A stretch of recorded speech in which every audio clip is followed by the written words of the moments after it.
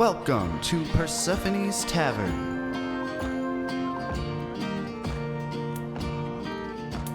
Welcome back to Ibola. I am your humble DM, Trevor Trent. Joined as always, we have Hayden Poindexter, Galil Oremender, Austin Boyette, Elara Viraleth, Nick Lloyd, Yuriael Gloomraven, and Andrew Gable. Asimir Ashford. Oh, so he did it this time. I didn't do anything. that was a normal Asimir voice. I wasn't doing shit on it. That's been the bit for the last 3 episodes. That's good. It's like what Asimir would sound like introducing himself if he was like mid-sneeze. The sneeze is expelling the demons from your body, so God bless me upon you. Well, it's funny you mentioned Asimir expelling demons from your body. What? How about we get into the little recap?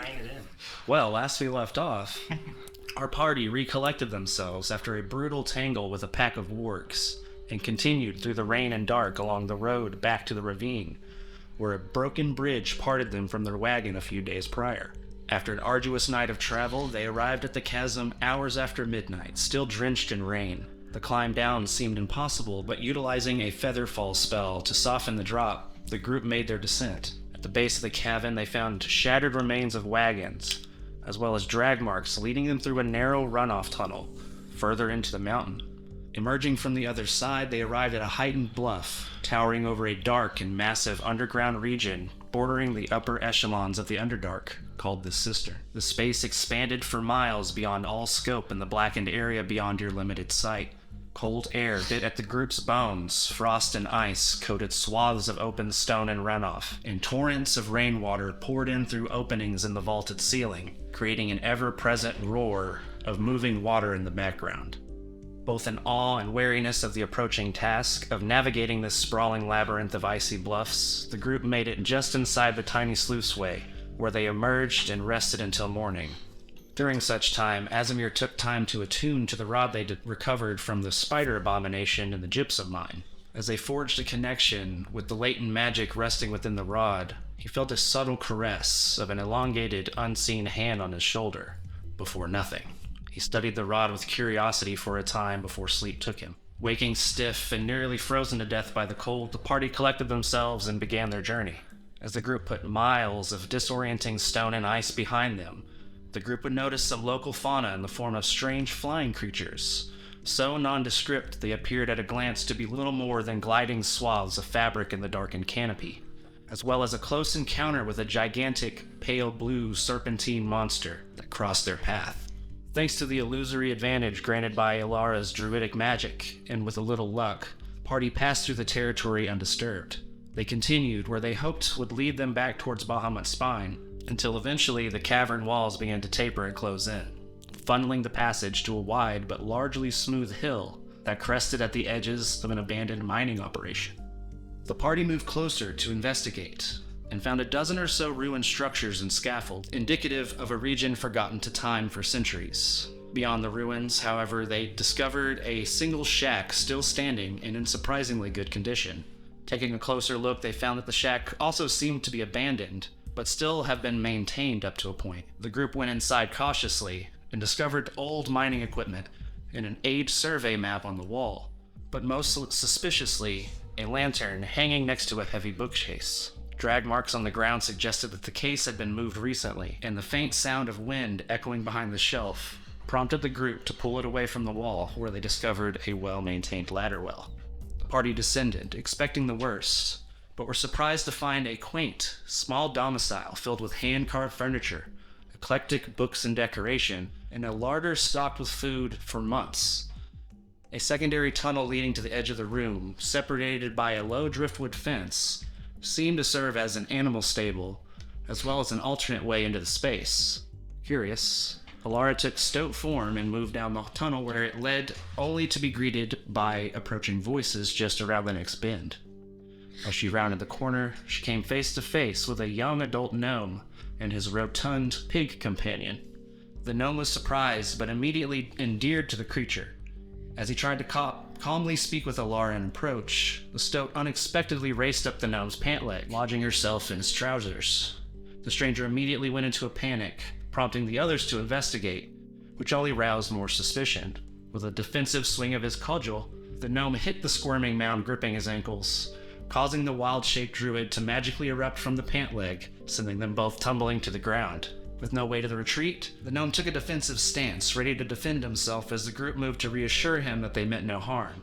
Realizing that the group were surface dwellers, he lowered his guard and offered his hospitality in order to get a better sense of the visitors.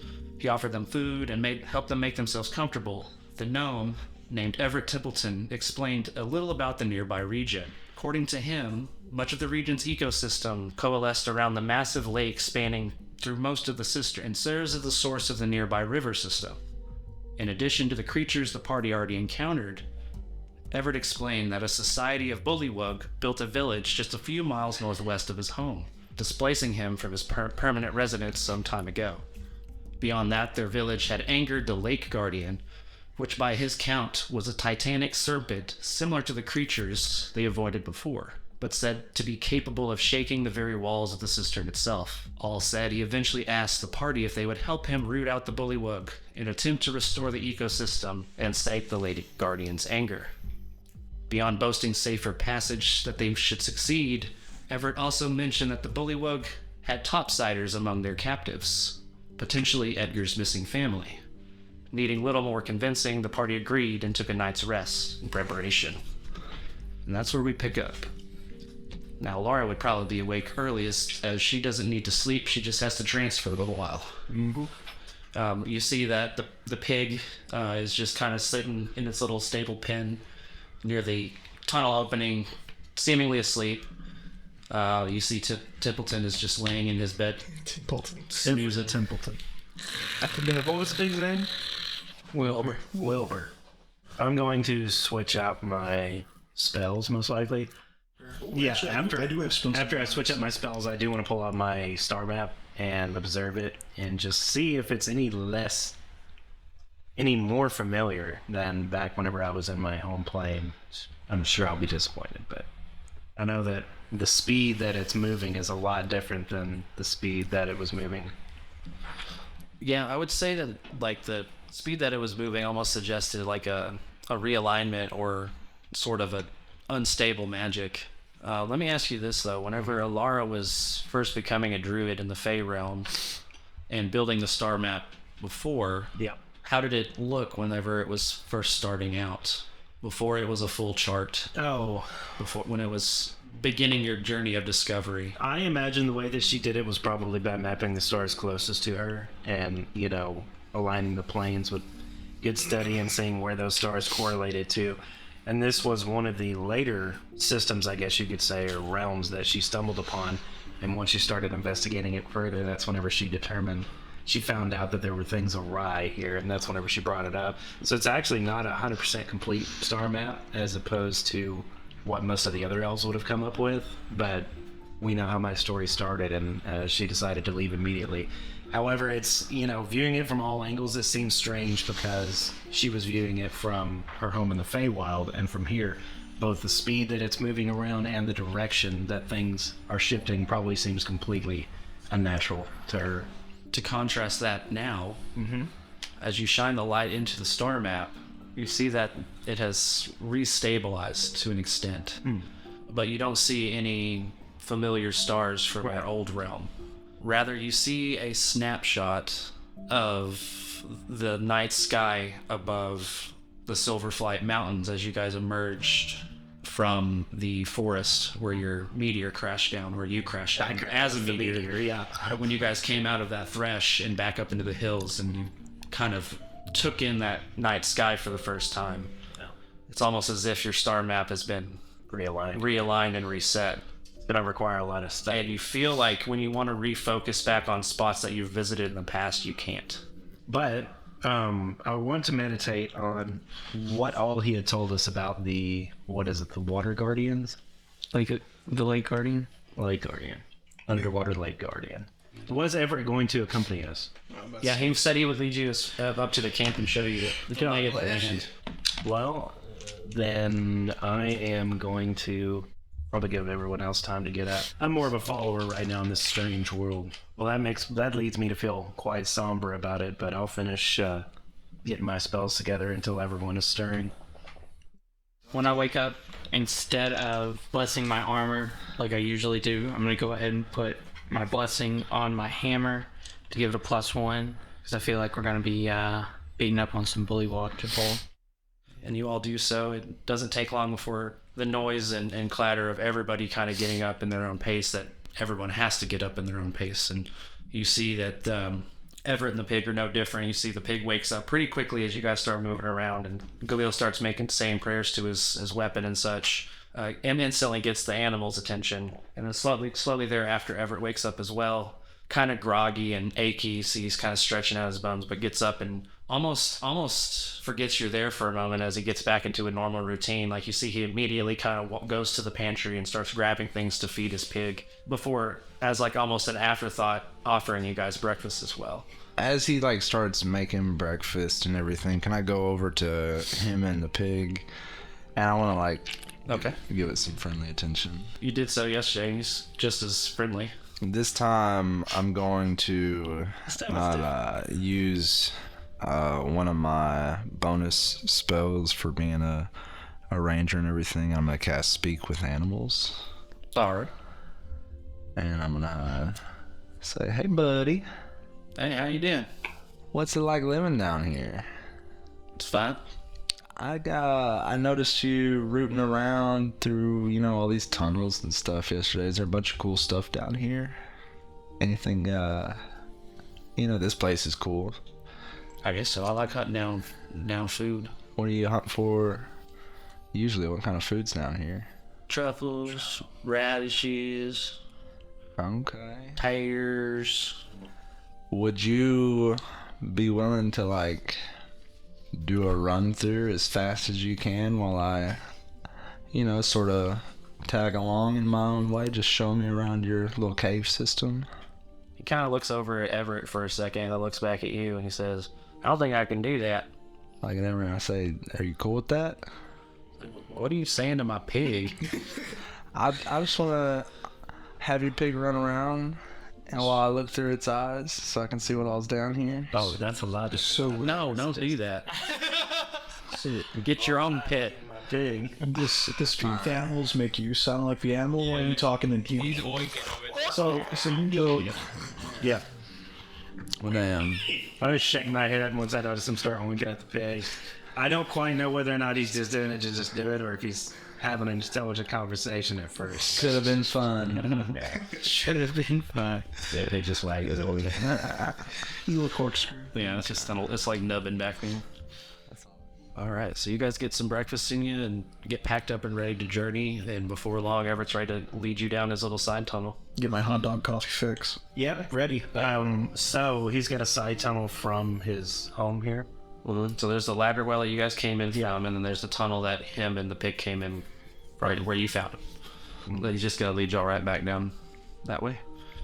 Asimir, you can't see too well in the dark, can you? No, but I can do this, and I just open up the book, and you just see like floating glowing runes shoot out. I was like, this gives me a little bit of light, but if you have anything else, I'd be very appreciative. Well, anything else can see that as well. That is very true. So I'll reach out and touch Asimir's arm and cast Dark Vision, and that lasts for up to 8 hours. Actually, Starfish. yes, it's not concentration, so it just lasts 8 hours, and it is 60 feet. I just kind of I don't know, I just feel like I would kind of reel a little bit. It was like Everything comes into good clarity. a little bit of a headache going on as my eyes kind of dilate and adjust a little bit. It's like, oh, this is what it feels like. Hold on. You guys see like this all the time? Yeah. Let's get this up. Yeah. Well, Elara, thank you very much. This might be helpful in about 5 minutes. Cool. Alright, so taking point, Everett begins walking down, and you guys have a rotund pig to follow as you guys all go down together. He opts to leave his little sled behind, so that's not as much of a noise factor, but he doesn't seem to be making much effort to sneak other than he has a specific route in mind. But this annex tunnel just kind of goes out for about 120 feet or so, winds back and forth before it emerges back into the larger cavern of the cistern, and a little alcove that sort of would be almost impossible to see the opening from from a certain perspective, right? So like it's got a jutting rock that comes out, and it's almost like a crisscross partition where you have to go through this little path to get out into the open air. And then as you guys do, he kind of gets low, but you see a pretty well-worn sled path that he goes to start following, and just leading a little lantern ahead of you guys starts walking down the path, and he just kind of says, "Come on with me. It's going to take us a couple hours to get up there." No. Let's start walking and make good time without any sort of issues. You guys all notice more of those cloaked flying creatures around, but they don't seem too intent on getting down and into specific, predator situations. It more looks like they're just flocking about. There seems to be quite a number of them down here. I want to ask Everett what those things are that keep flying over above us. He says, if you see them, keep your eye on them. They're a bit of ambush predators. They're not too much of a danger out in the open, but if they can get a jump on you, they will. And they'll rip the damn head off your body if they get a chance to. Are they wearing clothes? No, they call them cloakers because they swoop down, wrap you up like cloth, and you may as well be as dead and buried at that point. Hey, how big are they? I don't remember. I think they're like medium sized. Like they're big enough to wrap up an upper half of a torso with their cloak and start gnawing faces. That's terrifying. These are like tiny little bats. No, it's like a leathery, like gliding monster with a vicious set of fangs. So, are we going to be okay with them going up for heads like that? Understood. Just keep your eyes on you. Okay. Keep it frosty. Should we make a sneak check? Yeah, probably. Yeah, I might Stealth. take this a little bit slower. Because as you guys get out and start walking around, the pig falls back. He smells something. You see he starts rooting around at Asimir's backpack, and then as soon as he does, the backpack scrunches into this face-like shape of the flaps and in the pockets, and just starts, "Get away from me! Do not accost me, foul beast!" Oh, man. Shut up. Oh god, hold on, no, I gotta put it on silent mode. Hold on. Shh. It's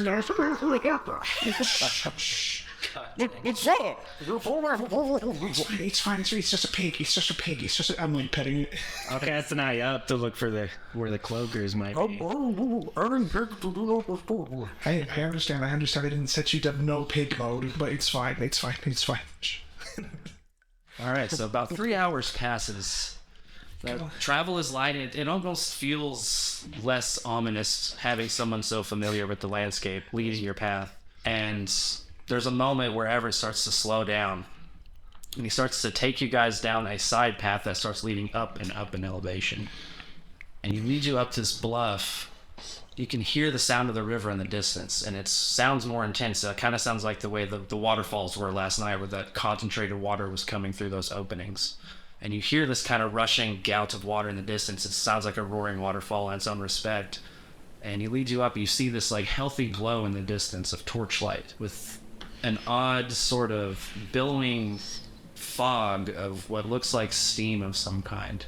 And as you guys crest this bluff, he points down, and you see this healthy glow some 1,000, 2,000 feet down this bluff of a civilization of some kind, a quite well maintained, or not maintained, but established village.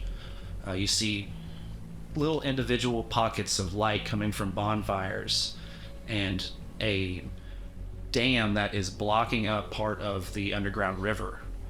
And on the opposite side, where the water would have normally flowed freely, you see smaller sluices that are redirecting the flow of a lot of the water and preventing a lot of it from coming through. But these bullywugs have made domiciles down in the swampy, drained out riverbed. How advanced does this like little town look? Just like sticks and twigs? Like mud huts and campfires. That probably really pisses off the water spirit. As well as what looks like a ramshackle but well-designed dam that looks like it's mostly made out of stone and wooden supports. Like they have dammed up a 300-foot swath of river. The dam is behind where they're staying. The rest they dammed it up. They dammed it up so they could drain out part of it. I know how to kill two birds with one stone here. Here's the thing, we still need to get... Now, it is worth noting that not the entire village is in the riverbed, but just a good chunk of it. Yeah, a good chunk of it would be good. First, let's figure out where Edgar's crew is. Oh yeah, we gotta get him out. So Edwards kind of starts pointing out some of the stuff. He's like, They're mostly real simple. They like to fish, and so you see he points out like there's a small little dock that's got some fishing boats at the top of the dam, and you can see patrols down there. And he points to another spot that's kind of further northwest of where the dam is. And from your vantage point, you can't quite make out the structures, but just near where the dam is in the lowland, you hear this like screechy sound of a creature. And it almost sounds like a cacophony at first, so you realize that as you kind of listen to that, it's multiple creatures of different species. You're not really sure, but they're all kind of making a clamor down in that general area by the dam. Got a fucking zoo. Also see that to the west of that, maybe a quarter mile, is like this massive, almost circus tent. But it's not like a refined circus tent that's like octagonal. It's like multiple really large patchwork tents that have kind of been strung up on long posts and kind of crisscrossed across each other into this sort of ramshackle canopy. And you see that it's quite massive and creates this very centralized look to the camp. And then along the riverbeds up around columns, you see that there's probably a third of the population of the village, huts and things like that, up out of where the water would normally be. And there's a long wall built that cuts off access to the riverbed, all but one area where there are two watchtowers that are very similar in design and structure to the walls in the dam, like stones and wood beams, with just people congregated around it. And Everett points out that gate is pretty much the only way down in there. Is that where his people are? Yeah.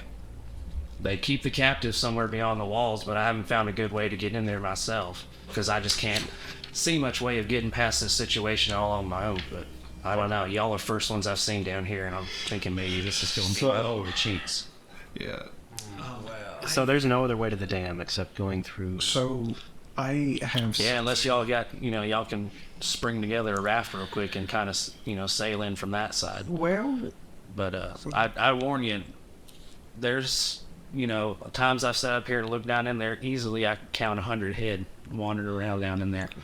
And they're most concentrated by the dam. They seem hell-bent on making sure nothing takes that sucker down. So just... I think we can clearly just flood this whole thing with an attack on the dam, but it would kill Edgar's friends and family. Yeah. So we need to not to mention the critters that they got held up there that I was hoping y'all'd help me spring out of there. So we gotta get in. If we need to. Yeah, how are y'all with stealth? And kind of like looks at Galil. I'm good. To infiltrate.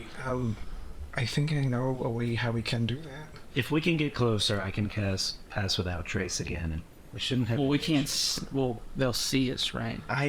It's a doesn't seem like they. Yeah, but we can get closer. So these are bullywugs, or are these people? They're bullywugs. I could Bullywug. disguise myself as a bullywug and take y'all as my prisoners and just try and walk us in. That's an idea, but 3 of us will be made aware instantly under a different guise. But I am. But you're my prisoners. How confident? Yeah, let's see this bullywug disguise. I'm gonna cast disguise self. Are you doing it, or are you talking about what No, I'm like, I turn around for a second and start messing up my face and my hair. God dang it. Hold up. Now, you haven't gotten close enough to actually see one of these things in person. There's Sarso in person. So what do they look like? Is Yuriael not familiar with bullywugs? They're pretty rare. Are they? Especially in the mountains. Okay, The fact that they're living down here in this ice cave is perplexing. I probably do need to like scout it out first. All right, how about this? I cast Pass Without Trace. It lasts for 1 hour. Okay. Why don't you To get us down. go and scout? And because if I go down there to scout, I feel like even with Pass Without Trace, I'm a big guy with metal armor all over me. and it's a hammer. I have advantage on stealth checks. Yeah, so you guys scouted. We'll go in there and make sure. You can go from one. I'm not telling you. I'm not just there to in go case something goes as wrong me. and we need to You start just the look a little attack. clumsy. Yeah, and that bag kind of Remember, screwed us earlier. I can get out of situations a lot faster than you can. But let's get closer, and then you go scout out some bullywugs, and then you can make a good disguise. So one more thing I forgot to point out, and maybe fair enough, as it was kind of down at the bottom of the cliff y'all are standing on, but there, Sharp rocks.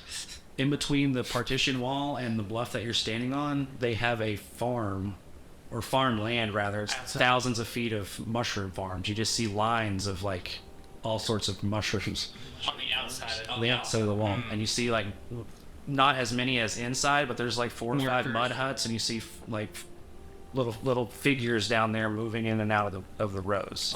It's a city. So We can either you actually don't see much in the way of hiding, getting up to the wall. Like these people have been living here and are making just casual day to day down here. Even as a tribal society, they're in passive mode right now. There's hundreds, if not more, of them living here, and they're all just going about their day to day business. Somebody's got to make a killing. This seems as far as I go this way. So, you guys scout out and see if there's any options, but... So you could, essentially from where you are, you could keep heading northwest in terms of scouting. Keep heading northwest and try to see if there's any sort of weaknesses in the wall to the north, or get closer to the gates and the farms and see if there's a way of just sneaking through their village straight up. I'll tie my rope off up here on an outcrop if I can and help us with our descent. You and I should go down. Okay, before we leave the group, I want to be like, does anyone, in case I do end up needing to disguise myself, know a way to comprehend other languages? I know how to read languages. I've read many languages. Well, Cats. Well, that's not gonna help. I can read. I can read a lot of different languages. I can't listen to it. It all jumbles up in my brain. reading is a valuable skill, and I'm glad you know it, but I do not know how helpful it will be in this situation. Shall we scout it out? We shall. Are you confident in your ability to... You guys want? That's right, guys. It's an Austin and Nick episode. Those are on another dynamic duo adventure. We're not going to get... You know, Nothing is going... out of character... If you die in my caravan, it's gonna start being like a thing. a trope. Yeah, it's a trope. I told you this is gonna be the thing where just Austin has a new character every few sessions. What do the rest of you want to do? Everett's gonna kind of stay up top and keep watch from the bluff as Elara and Yuriael begin heading towards their destination. Do you guys want to head along the bluff to the northwest towards the village, or double back and try to go towards the gate and the river? It kind of seems to me like if the purpose of this is to just scout out a bullywug and get an idea of what it is and what they sound like, then it might be easier to go into the farmlands and get one outside that we can just like observe for a little bit. Or if the purpose of this is to find an entrance, then we should probably double around and just like get as close as we can to the gate and go outside the perimeter, looking for any kind of weaknesses that we I can. really like your idea of infiltration. But we need to go scout it out so you can observe them, come back up, grab the rest of the guys, and all of us go in there at once, except for Everett. Well, then let's head to the farmland and stay low and observe. Like I said, I tie off a rope up here to assist with our descent. Yeah, It's a straight strain, is it? It's not straight down, but it's, at like a 75, 85 degree grade. It's pretty You said it steep. was 60 feet? Yeah, about 60 feet high, and it goes straight down to where the edges of the mushroom farms come up. That'll be fine. So it Last 10 feet, we'll just stumble down. Say would be very easily to see something climbing down that surface. Let's go around the edge of that. I say Uriel. Try to bring this one back this time. The last scouting mission we set you off on got a little hairy, if you recall. I liked the last one a lot better. I won't need his protection. I can take care of myself. That's what the last That's one what the last one said exactly. That is exactly. I'll give you this. You've got a lot less metal, noisy armor on you. Yeah. I'm not a big fan of metal. Yeah, we moved from the full metal to no metal. Okay, red mask. It's after you. Okay, I stealth my way to the left. But before Elara leaves, I kind of tap her shoulder a little bit. How long does this last? And I kind of point to my eyes and everything. It'll be about 3 more hours. 3 more hours? Oh, the dark vision? Yeah. Oh wait, I cast Pass Without Trace just to help us. Okay, so you guys start moving down. It takes you about 3 or 4 minutes to descend down the bluff and then double back north. You get to about 300 or so feet away This from one is. the western watchtower. So you guys are staying near the bluff, I'm assuming, as you double back up, staying on the low side of it. Yeah. So you guys are kind of trying to keep a low profile along that silhouette, but keeping a wary eye of the watchtower some 300 or so feet away as you circumnavigate it towards the farms. And you can see small figures of diminutive creatures with spindly arms and legs, but rotund frog bodies. You see that the ones in the watchtowers are carrying long spears and keeping a vigil eye on the surrounding areas. Just on the one on the west, you note 2 patrols walking back and forth around the top of the tower, moving in and out of the front gate and moving over to the east where the other watchtower is stationed, just a little bit too far out of view for you to get much in the tower. But you do see half a dozen or so circular mud huts that look almost like igloos. They're made of like hardened and shaped mud balls that have frozen in this Arctic sort of condition and have been stacked up in little dome huts. And you see just outside of it a large bonfire where some 13 or 14 bullywugs are just kind of milling about near the edge of the river. Now to your north, you see rows and rows of these low mushroom farms. You know, they don't grow very high, they're just mushrooms for the most part, so you can see the whole field up to an extent. Probably half a dozen bullywugs just in your line of sight dotting along the edges of the farms. And again, more of those sort of igloo-like stone huts in the center of the farm where they can kind of... Can I get a good look at them from where I'm at? Yeah, like I said, you saw the 2 on the watchtower for sure. Okay. So, like, I've got a good idea in my head what they look like. Because they're illuminated in their near area with torchlight. Can I hear any of them, like, chattering back and forth? You do kind of hear muffled sounds, but it just sounds like an echoing frog croaks. You don't think it's coming from them, but you think there could be some species of natural frogs in the area as well. And you do hear just kind of the echoing chirp of frogs in the distance. Okay.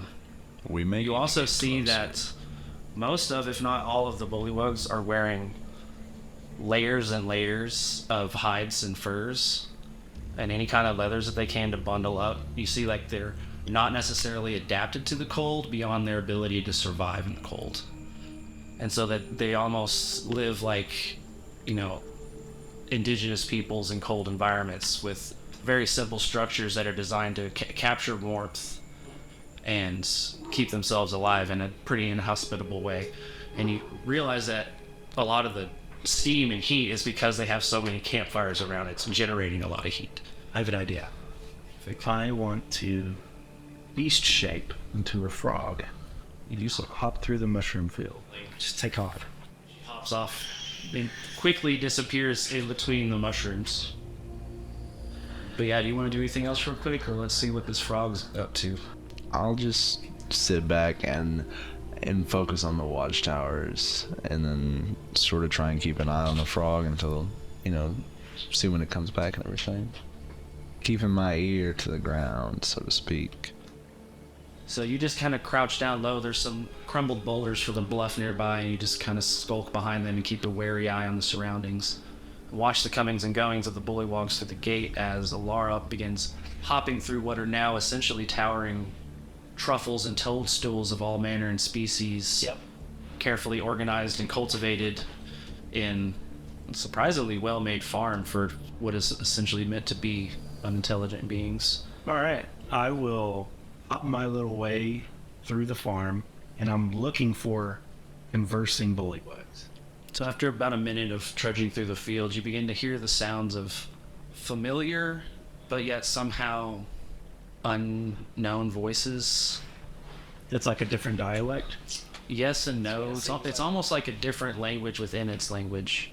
I know that doesn't really make much sense. This was my plan. You understand, like, as when you're a beast, you understand other beasts of that species, right?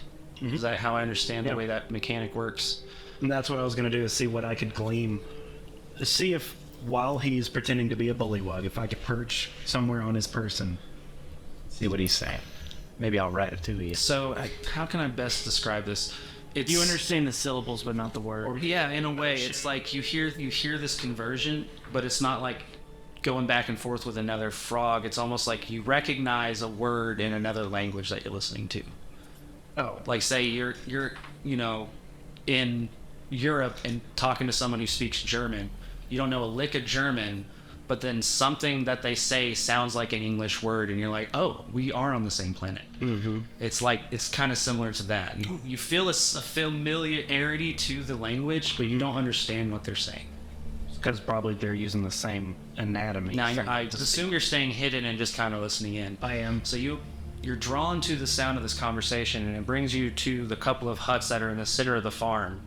And you see just outside of these little igloos a couple of bullywugs that are hunkered down and are working through several barrels of mushrooms that they've gathered. And it seems like they're just talking amongst each other, unaware of your presence whatsoever. Well, I guess I could scout out the farm a little bit, since that was not as hopeful as I hoped. But yeah, I'll scout out the farm what I can. How long do I have the beast shape? Equal to my proficiency? Hit your druid levels in hours. 5 hours. So It's pretty good. yeah, I'll just hop around the farm and get a good layout of the farm and its defenses and its personnel, and then I'll go back. Okay. And I do so. I pass without trace, actually. So 20. No, that was perception. So 10. So nothing too noteworthy. As you move further north past the huts, it's just more of the same. More and more rows of mushrooms that go all the way up to the edge of the wall. How about this? I want to forego stealth and see if I could get close-ish to a single bullywug and see how they react to my presence. You move kind of back up to where you found those two talking around their crop and start listening in on what they're saying again, and put yourself in more of a conspicuous place. Just kind of hop out in the open. You see one of them takes notice of you and just kind of looks down and says something in that, strange dialect you don't understand, but then you catch the words, the familiar words. He says, "Strange little frog." And then he, more gibberish, and he says, "Too small for eating." But just big enough for frog. I will hop straight towards the encampment, and I want to scout out the encampment then. The village. Like you go back towards the gate. Mm-hmm. But you hop back along. It takes a minute. It's some 300, 400 feet away from the farm. So several minutes, really. Mm-hmm. I'm gonna look over at Asimir and I say, I don't see either one of them. Let's be honest, last time this happened, we lost somebody pretty important to the dynamic. I'm saying we've lost them right now. I don't see Yuriael. Oh, wait, right now? Yeah, I don't see them. Yeah, Shit, wait, hold on. look down there and see if you see it. Fucking Uriel's invisible, isn't he? Exactly. Yuriel's invisible, and I don't see Elara. Everett's just kind of to himself says, outside it would feel real bad if I got these killed. Yeah, you should. Y'all look like adventuring types. I don't know. Shit. Y'all want to go down there? Well, I can. I look down and I notice that there's not a commotion happening. That's a good sign. The infiltration. Yeah. Or maybe It doesn't seem. that hard to take down. The stupid ones are down there in the middle of a bullywug village. Yeah, so to that token, Elara, you and your tiny form approach this massive gate structure. The two towers are separated by, 200 feet of a gap, and there's a well-worn cart path that leads in and out of the village that skirts back along to the edge of the fishing village. All I can visualize is like a cinematic view of just me as a frog with my expression on the sides looking up at the gate and just... Absolutely. It, Must be in a good life. innocuous. And as you move in there, you begin to hear this sort of cacophony of frog noises. Just right at home. croaks and ribbits, all of a manner. As you move in there and you realize that there are dozens more just going about their business like the ones outside, you see that there are any number of small frogs such as yourself kind of hopping about as well. But there are kind of just frogs that congregate here because they do sort of understand and, relate to the bullywugs on some level. I will hop up to one of these frogs and I'll say, Ribbit. And I'll say, what's the news? I haven't been here in a while. Here comes the frogs. What's new? Hello, my baby. Hello, my honey. The little frogs kind of look at you confused for a second. They don't seem to recognize you, but they say, "Exciting day." One of them goes, and the other one goes, "New arrivals, new arrivals." New arrivals. They talk about Oh, yes, new arrivals, absolutely. And as they're kind of croaking and getting excited in your exchange, you begin to hear coming from beyond this section next to the river and further down in the riverbed, you begin to hear this loud swelling of an almost chant-like series of croaks, this odd sort of frog song. I'll go over there. And as that sound goes off, you see that not just the frogs kind of turn attention and eyes go wide for a second as they look towards the sound coming from down in the riverbed. The bullywugs begin to get up, and many of them move away from their current task and begin heading towards the riverbed as this welling sort of in unison sound begins welling from that area. Creepy. Do we hear it up top? Yes, I was going to say, at the top of the thing, if you start to hear the echoing up through the chamber, and Ever goes, oh, they're doing the thing again. What thing, Everett? Yeah. You didn't say anything about a thing, Everett. Oh god. You said 5 hours, Everett.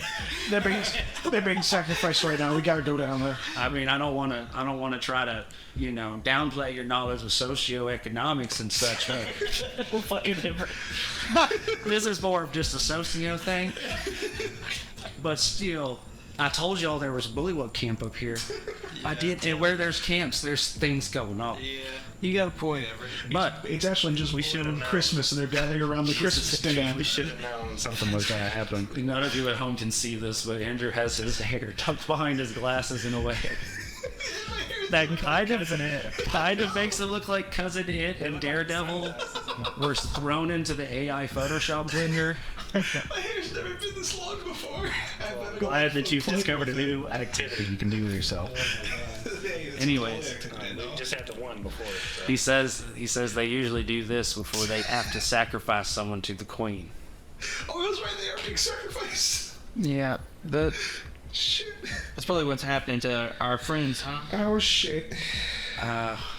I really couldn't say. I mean, it'd be awful quick if it was them, but they've got loads of captives back there. Who the hell knows whose number it What are is? they sacrificing it to if they're not with the Guardian of the Lake? To their queen.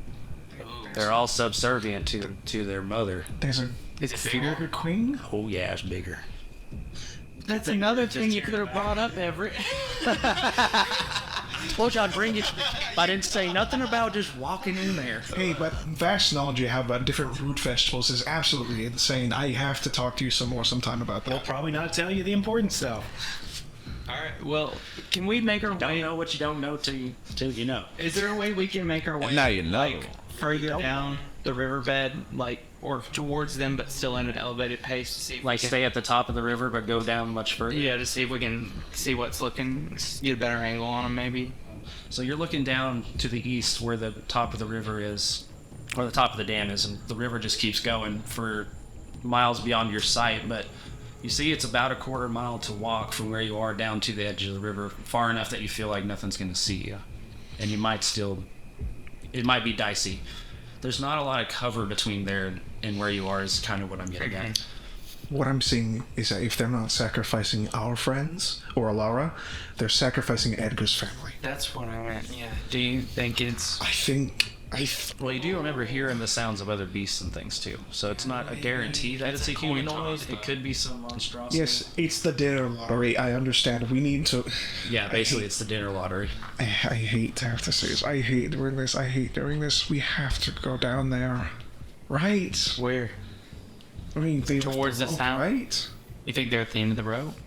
Well, I mean, we have to go see if they're okay. Maybe Yuriel's a bitch. I mean, he's hidden no matter what from us, as if he can't trust ours. But Can you help us sneak down there in any way? I can do a lot of things. Like, if I knew what a bullywug actually looked like, we can beat bullywug. But I can go invisible if I needed to, or I can make you invisible if I needed to. And I'm more leaning to letting you be the invisible one because of I kind of go tink tink to his armor. Yeah, I make a lot of noise down here. I can hear myself echo when I walk. You make noise invisible too, by the way. Yeah, Food for thought. but if you stop, where's the noise coming from? If a tree falls in a forest. Somewhere close. And if things get dicey, I got a spell that can make us. Well, I just can- based off of how things have went in the past, it's hard for me to think that Yuriel is not getting closer to whatever that noise is. Yeah. So my instinct would be we can just try to sneak down there closer and deal with this whatever happens as it happens. I mean, we did the test rolls and we both got over 25. What could possibly go wrong? Let's have a Yuriael and Asimir episode. So, I guess we'll try to. Are you ready to go down the slope? Yeah, just give me a second. Get a nosebleed from breaking the fourth wall. All right, Everett. We're gonna leave because now we have a bunch more information available to us that is gonna lead us to believe that our friends may be in danger, and if not our friends, the people that we came to help. So, I guess just hang out here All right. so we don't get lost when we come back. Everett, I'll do what I can from up here. If something goes down, I'll find a way to get you a signal. Everett, Good idea. you've been more than hospitable for us, and before I leave, I just want to give you this. I palm him a gold piece. Everett don't got no time for your.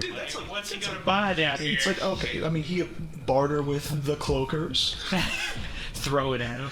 You can plant it and grow some more. It's got a wild imagination. So it's as you're saying that, you're getting ready to walk down, you hear this noise coming up, this chant continuing from down below, and you do see some of the bullywugs from the fishing side of the village are moving into the gate too. In no particular hurry. They're going inside. They're going inside. They're distracted by this. This gives us more opportunity to do this now. It's either now or never, Galil. Do you feel the spirit of adventure? Because I don't. I don't. I think I want to look around. Are all of the frogs outside going in? Some of them seem like they seem way too invested in what they're doing to stop. There is no way we sneak through that gate. There is. Let me beautiful minds this and see the numbers in my head. There's a 29.9 repeating, of course, of a possibility of us not making it through there. But you know what's other than that? The possibility of doing it and finding Yuriael. If we can find Yuriael, he's great with a bow. He can kill the people who see us. How would they have made it in here? I think they're not in here yet. I mean, I think the only option is to try. Go down further. but again, if it's not Yuriael in Elara, it's possibly Anger's crew. And I've gotten too attached to that boy to let his mom go out like this. So, have I moved up to the crest of that hill to where I can see what's going on yet? Trying to get to the edge of the riverbank. Yeah, just wherever I can just look down on what's happening. And basically, while the sound's starting up as well, I'm gonna use my visual knowledge of the bullywugs to disguise self You turn yourself into a bullywug. into a bullywug, and then I'm just gonna act like I own the place and follow the crowd into. How long does that last? 1 hour? 1 hour ago. Okay.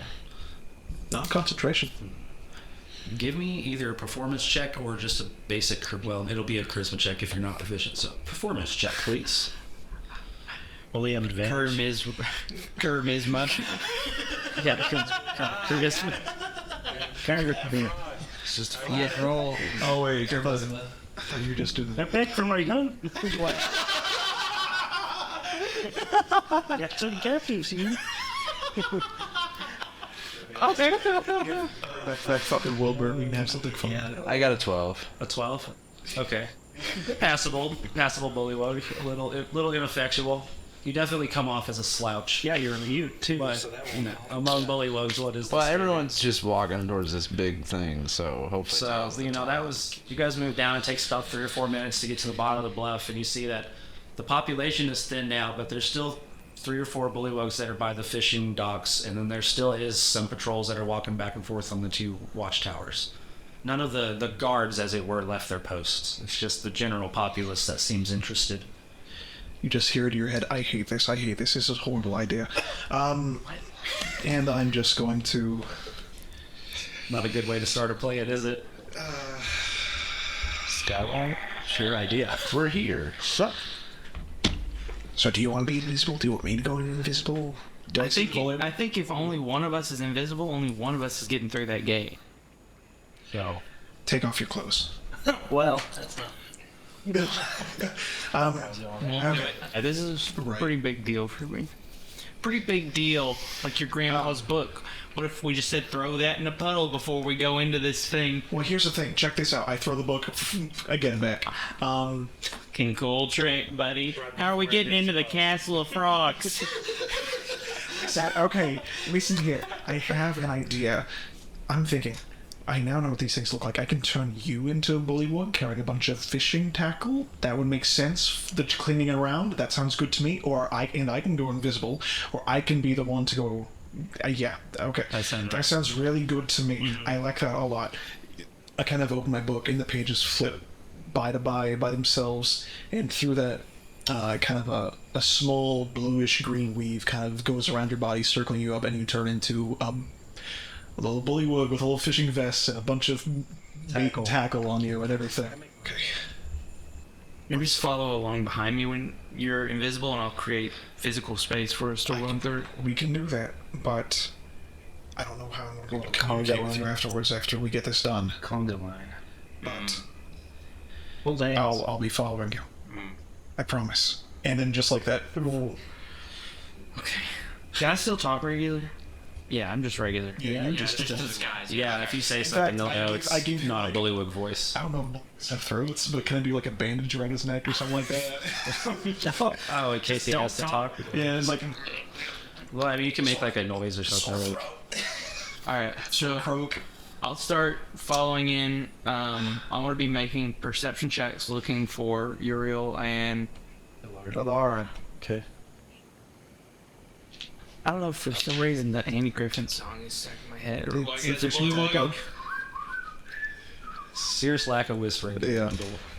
It's more like a Gregorian chant, but all the voices are like. There is an ominousness to it though, because like it seems like there are certain parts to it. Like everyone knows their part to the song, and so like you get multiple choirs that are doing different parts of the arrangement. So it's like a multiple track sound. They're all culturally driven to do this behavior. The acoustics in there gotta be killer. Absolutely, it's echoing all through the chamber. Like these bullywugs have made their presence a renowned thing here. What if it's like hormonal, right? Like the ones with more testosterone, they're doing this note. Like the baritone and stuff. Yeah, like they're doing this note. You can imagine One of the frogs go a little flat and they fucking kick him down. You be quiet for this week, Seth. I know what you did. Go on, Steve. You're not ready. Be quiet. He didn't come to croak practice. Told you not to open your big farm mouth. There's the family. It's like Buddy and Elf. You know, the elf quiet. Steve, he's just like, oh, that's wrong, Steve. Like that. He brings down a whole octave. Yeah, goes on to become a singing sensation. Yeah, top side only, yeah. Anyways. So you guys have each individually donned your frog disguises in one way or another. Asimir is invisible, but is holding on to Galil's backpack, how to stay in his general vicinity. And you guys are all filtering towards this noise, which the road itself, the cart path, funnels towards the edge of the riverbanks, where you see they have a well-maintained sort of path that goes down in there, a road of sorts. And you see many of the bullywugs are funneling down in there, and you follow in tow. Lara, you're just hopping along. Toad. Yeah, follow in toad, yes. Bring on the frog puns. This is the time for it. That was fucking brilliant, dude. That was so fucking funny. I'm following in Toad. Dude, I'm a frog. Dude, I'm busting a gut. You guys, it's about 600 feet from the gates to the riverbed, and you see, dozens of these houses here. You see that this is a well-established village, as I've said already. And as you guys begin to descend down into the riverbed, you see they're all heading towards the west along the flushed out section of river here. You see there's essentially two main tributaries of water that are kind of meandering through here in a somewhat naturally made but curated aqueduct system. Like, you can tell that they've put huts in between all of these breaks in the water, and you see far to the east as you're coming down the slope that beyond all the huts and clatter from that edge of the village, you see this towering dam, and from it two sluices of water that are letting water from the river come into the lower waterbed along these two tributaries that they've made. And it just snakes along for thousands of feet up the bed to the west. And you see that though all the bullywugs are heading west, you hear this loud cacophony and can see another wall just across a bridge, and that's the sound where you hear all of these creatures. You hear all of these bellowing cries from all sorts of species and all the bullywugs are heading to the west towards the canopy. You guys each individually see this on your own and may act accordingly. Plain though. You recognize a Bahir cry among the sounds of creatures. Okay. Which I don't think I've said my name, but it's the lizard monsters that have been prowling around. So that every wanted you to free if possible. Guys, these guys have captured up A here. Probably. Well, there's 100 of them. They probably lost quite a few doing it. So I'm just hopping around. yeah, Elara, you were in there first, so let's say, you guys all take these details in your own time, but Elara, what do you do first as you notice all of this stuff? Have I seen the queen yet? You haven't seen the queen yet, but the concentration of the frog song is to the west under the canopy. They're all gathering there for whatever. I will go there. Then point of order, Elara and Yuriael, you have no idea what ever mentioned about a sacrifice. You have no idea what this is. Just it's going on. I just know I have a little bit more time before I report back, and I don't even know that they're in here. So you're going towards the frog song? Mm-hmm. Okay. Yuriael. I'm sort of following the crowd. Okay, so in large part, the bullywugs are heading towards the frog song. So if you're following them, I guess Galil would probably do the same. No. I think now, I think now might be the only opportunity we have to let go whatever's in that pin while everybody else is distracted. So I want to peel off and look and see who's guarding the pin, if anybody right now. So Asimir, you're kind of following Toe and Galil, and you see And break off. him break off and start pulling you to the east. Do you hold on to him and keep going, or do you let go? I know you can't see, but I'm just going. To those who are listening, I'm using my palms, the top of my hands, and I'm just kind of gesturing. We're supposed to be going this way. This is the immersive experience. You are feeling what Galil is feeling. The 70. Oh yeah, I don't know either. So Yeah. made my way towards. So are you following him? Or Yeah, I mean, I'm not going to say it. I'm just going to... You already said I will be behind you no matter what. Yeah, just in your head, you just hear, what the fuck? point. Okay. Okay. You gotta follow. All right, so Galil, you guys start heading to the east once you head down that path. So you see maybe some 60 feet off of the main area where they're going. The cart path does divide and go over a small wooden bridge that has been planked across the little tributary, just adjacent to a wide wall that's the same size and scale as the ones outside, but it's only like a partition. It doesn't actually circumnavigate anything. It just blocks view of what's beyond it. And as you come over the bridge, you see you can go behind it, and you immediately kind of feel out of place in your disguise. You've got all this fishing tackle and stuff, but you don't see any fishermen back here. No. So you kind of duck by the wall and just try to stay innocuous, like maybe just by the edge, and take a peek inside. And what you immediately notice is dozens, if not hundreds, of cages that are many empty, but many are filled with all manner of creature. Not doing So Asimir's maybe just a little too paranoid to focus in on the moment. No, it makes sense. Keep an eye on what's around you guys, but Galil, you're really focused on what's behind here. And beyond the wall of sound, you see half a dozen of these speared bullywugs kind of moving in and around and keeping an eye on the cages. And among the cages of the standouts, you see that they have a bunch of captured goblins, a bunch of captured kobolds. You see in one of the medium to larger cages, you see this large plated creature, a boulet, that has been separated from its burrowing capabilities and is kind of suspended off the ground in its own cage where it can't get itself out. And then the mother of all cages, you see this towering, like 60-foot structure that has this lizard that reminds you of the one that snaked over the cavern, but is probably twice as big. Beyond here, where I said the two sluices come out of the dam, it does create a separation here. So there's a point where there's cages, another bridge to another little area of the island, more cages on that island, and then another partition that goes behind a column that leads up to the top of the cavern. You know, that would have been in the river. All the way up. Yeah, it goes all the way up. It's wide, like 200-foot diameter. And you can see that some of the cages kind of snake around. So you see they've got more that are out of view. You have it. All right, buddy. You get the scope that you would need to spend a pretty good amount of time to go through all of them to like fully get confidence they're not back here, but you don't immediately see any humanoids beyond the kobolds. Do I see the locking? Is there a lock mechanism on the gate with the giant lizard? The giant lizard, it's a little bit easier to tell. They have like crossbeam supports that are keeping the gate from opening at all. And it looks like it would take some sort of either a lot of hands to do it or some sort of mechanism to lift them off. Like they're very heavy. Beyond that, the smaller cages, you see that they're mostly built to be contained in a somewhat permanent basis. Like, a lot of them are just held together by binds and binds of rope. And just absolutely pinned shut until they need to unwrap it, essentially. And then some of them have more rudimentary locking mechanisms for creatures that wouldn't be able to get out if they could.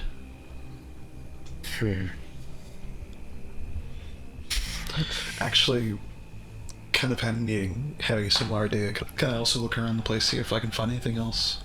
Or see if I can notice creatures? Are you moving any closer? I'm behind it. I'm saying if you're staying by Galil, you don't see anything more than he did. Okay. Can I turn around and feel for him? Do I feel him? Alright. I'm gonna feel up his shoulder and feel his head. That's not my shoulder. Yep, that's still the same person. Okay. Now I'm gonna whisper to his head. Like this. I'm gonna grab it like this. Just tongue for a minute. And I say, Yeah. Like a grandpa who's using an iPad for the first time. You gotta go open some of those cages. I concur. I was just thinking, it's probably the best idea considering they can still see you. yeah. Okay. Then I just step back and kind of push him in the direction he needs to go. I'm gonna pretend to be a fisherman over there. Yeah, exactly. Fishermen are not allowed here. And it's like you see him push nothing, but you just see the two heel drag marks into the ground. Alright, so Oh, I don't want this. I want this. Fuck this. Fuck this. Fuck this. Fuck this. Again, mentally in your mind. That's weird. Stop doing it. Going? Yeah, I'm going in. alright, give me a stealth check. Asimir goes in. With advantage because you are not seeing everything. Hey, there's good stuff. Okay, 19 and 9 again. Cool. Okay. So you feel pretty confident as you're stealthing through and trying to keep below. Probably you feel like tense as you're moving past all these cages that have all these creatures that can't see you, but some of them do seem aware that something's nearby. And they're just kind of, sniffing at the air, and you're moving around kind of shakily, and suddenly you hear this rattle next to you as this creature slams up against the cage, and you look down and you see this mole about the size of a mastiff. You see these long curved fingers kind of reaching through, and this long bottlenose snout that's like, and you see like it's just dripping and kind of sniffing at the air, but it retreats when it realizes that it can't sense you further. Yeah, no, But it startles you for a moment. my hand is covering my mouth, and I'm just thinking to myself, how the fuck does Yuriael do this shit every day? It's like, okay, fuck the red mask, I'm better than him. Okay, so as you continue into this trapper section behind the partition wall, you and Galil both hear among the consistent chanting that's been going on, a sudden cheer from the bullywugs, this echo of amplifying frog sounds that begin to pick up from from beyond where you are near the canopy. Cut back over to Elara and Yuriael, who are now very close to the epicenter of this gathering. All these bullywugs have come underneath this canopy that you all see is now very much the town's center of this village. Many, many huts are gathered around this large platform in the center, more of a mound, really, of earth and stone that's been leveled out to be somewhat of a, auditorium of sorts. And you see in the center, as all these bullywugs have circled around near this location, a number of bullywugs that have brought a kobold to the center platform, and everyone is just kind of looking and all enchanting as they seem to be preparing him for some sort of ritual or ceremony. You see beyond the canopy, on the other side of it from where you are entering, another gate that looks similar to the entrance gate but slightly smaller. Has some high ramparts but not necessarily guard towers at the gate. Another opening that goes further beyond. As you're looking beyond what is immediately in front of you with this canopy, you realize that beyond the gate you see piles and piles of this odd mucus-like substance that's kind of just mounded up in the edges of the wall near the gate entrance. It's hard to see what it is from there, but you just see this odd substance that just seems hoarded in that general area of the camp. Doesn't seem like anyone will notice me. I want to hop over and get a closer look. You gonna move closer to it? Mm-hmm. By the time you've made it to the other side of this canopy, which the entire circle of the village underneath this thing is probably 150 feet across, if not more.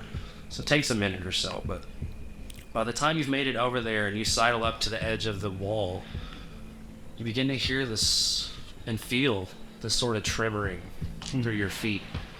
And it's first you being closer, but then Yuriael feels it. And as you're feeling it, Yuriael, you hear the croaking begin to settle. Uh-oh. And you hear Goblin's coming out. The crowds go silent. And all you hear is this kind of ambient, just chirping croaks. And some of the ones in the middle begin jumping off as Elara, you begin to see the shadow approaching the gate. And you feel the vibrations with each step as it moves closer to you. The gate that I'm heading to? The gate that you're right next to. You were just about to peek inside when you hear this approach of a bullywug the size almost of this rampart, some 15 to 20 feet tall.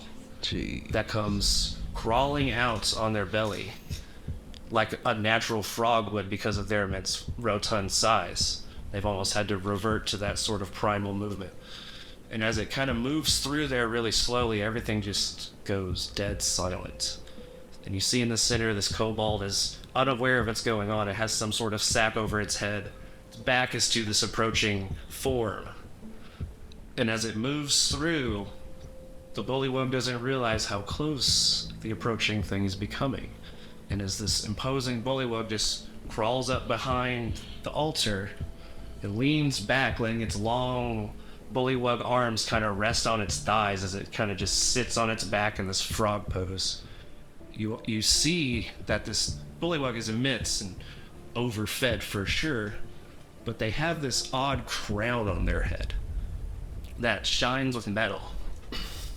And as they look down with this stoic frog face, you just see the mouth begin to open slowly, and this mound of pink flesh begin to roll out of the tip as a tongue flies out and snatches not just the kobold, but the bullywug that was too busy prepping the kobold to notice. As it grabs it, slurps it into its belly, and you hear this loud, sickening, and then the frog chanting begins to well up again as everyone kind of goes into this frog song frenzy and gets so riled up in this tribal dance. That is where we're going to end this session. Oh my god. I don't know about you guys, I'm getting fucking chills. Well, I'm getting chills because there's a lot of high-level stuff going on. How do you know? Don't metagame, bitch. I'm just saying, there's some scary stuff. This is awesome because there's a H.P. Lovecraft monster who's just a giant toad who lives in a lake, and this is the vibes I'm catching off this giant queen monster. Well, I'm curious about the crown. That's definitely an Aether Sight crown, I feel like. Anybody got heat metal? Or could it be something that's making it intelligent or anything? Yeah. What a fucking powerful message it would be if you cast heat metal and the queen threw her crown off in front of her people. She's no queen. Pick it up. You just hear, denounced, denounced, denounced. Oh, all right. Well, that was a fun session, everybody. Thanks you all for listening. If you really like what we do, please leave us a review. It really helps us out. Thanks you all. Thanks. Sing us a frog song if you are ready for the next episode. Yeah. Bye-bye. Give us some... Bye-bye. Ribbit. Bye-bye. I don't know. So come and raise your glass to the hero.